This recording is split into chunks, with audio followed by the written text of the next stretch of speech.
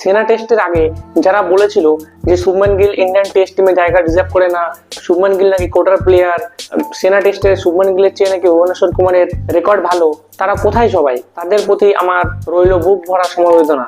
আজ কথা বলবো এই 25 বছর বয়স্ক কোটার প্লেয়ারটা যে রেকর্ড গুলো করলো আজকে এই সেনা টেস্টে ইংল্যান্ডের এগেনস্টে, সেটা নিয়ে। প্রথম যে রেকর্ডটি করলো শুভমান গিল, সেটি হলো প্রথম ভারতীয় ক্যাপ্টেন হিসাবে সেনা টেস্টে 250 প্লাস স্কোর করেছে। 2 নম্বর ভারতীয় টেস্ট ক্যাপ্টেন হিসেবে সব থেকে বেশি রান, এটিও শুভমান গিলের দখলে। 3 নম্বর পরপর 2টি টেস্টে সেঞ্চুরি। মাত্র 25 বছর বয়সে আমাদের ইন্ডিয়ান টিমের ক্যাপ্টেন শুভমান গিল ইংল্যান্ডের এগেনস্টে এই রেকর্ড গুলো করলো।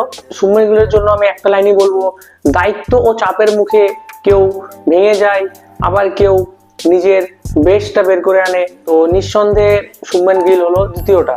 সত্যি কি অসাধারণ খেললো শুভমান গিল, আজ পুরো চোখ জোড়ানো খেলা, পিওর টেস্ট ইনিংস আমরা বলবো।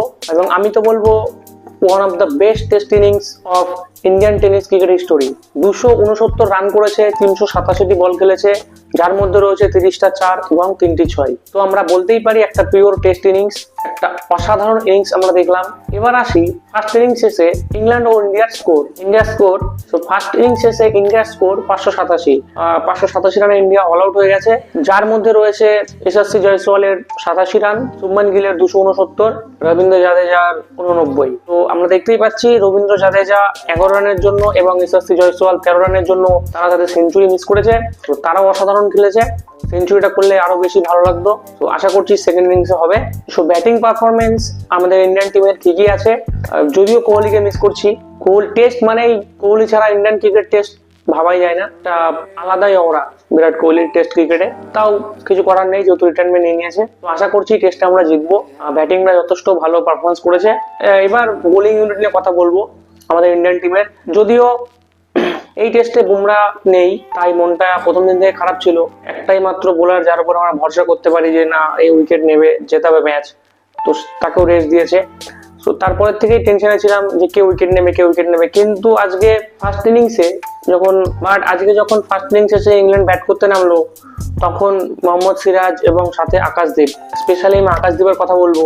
যেভাবে বেন ডাকেট ও অলি পোপকে 0 রানে আকাশদীপ আউট করেছে, সত্যি অসাধারণ। তো আমি মনে করছি যে ইন্ডিয়ান টিমের বোলিংটাও এবার একটু শক্তিশালী হচ্ছে আস্তে আস্তে। ফার্স্ট ইনিংস শেষে ইংল্যান্ডের স্কোর 77 রান 3 উইকেট। আকাশদীপ এবং সিরাজ দুজনে ভালো বল করছে। আকাশদীপ 2 উইকেট নিয়েছে, সিরাজ 1টা উইকেট নিয়েছে। এই বোলারদের উপর আশা রাখছি, আশা করি এই চেষ্টা আমরা জিতবো, যে করেও জিততে হবে। Come on India, let's win the match.